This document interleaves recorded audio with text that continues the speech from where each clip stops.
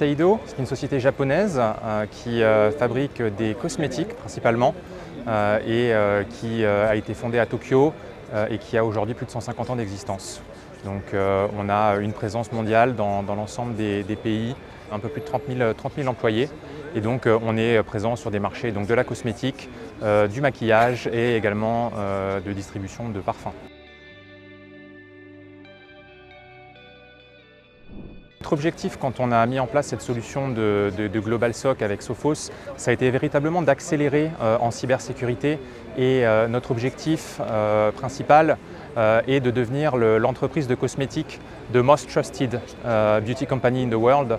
Et donc au travers de cette accélération et du déploiement du Global SOC, on a véritablement pour mission de protéger l'ensemble de nos assets et de notre business côté Shiseido. J'avais entendu parler au travers d'une visite aux Assises dans un premier temps, puisque j'avais un peu prospecté et j'étais venu rencontrer les équipes sur leur stand en 2021. Et par la suite, au travers d'un appel d'offres, on a aussi un partenaire qui avait fait une présélection d'entreprises qui étaient en capacité de nous accompagner sur ce projet. Et donc voilà, Sophos avait été listé dans cette pré-shortlist. Un différenciateur assez important était le tarif, puisque comparé à des modèles un peu plus obsolètes de SOC avec des SIEM, des règles de corrélation, le modèle que proposait Sophos était particulièrement avantageux d'un point de vue tarif. Et si je rajoute deux autres éléments, le premier, ça va être la notion de planning de déploiement, puisqu'en l'espace de 8 à 10 semaines, on avait une capacité de couverture et de première couverture pour protéger nos assets. Donc ça, c'était véritablement un point fort. Et le dernier élément qui a été aussi prédominant dans notre contexte mondial et japonais, ça a été la présence justement au Japon d'employés Sophos qui ont permis de discuter localement avec les équipes et de convaincre les personnes côté Shiseido que la solution était la plus adaptée à leurs besoins.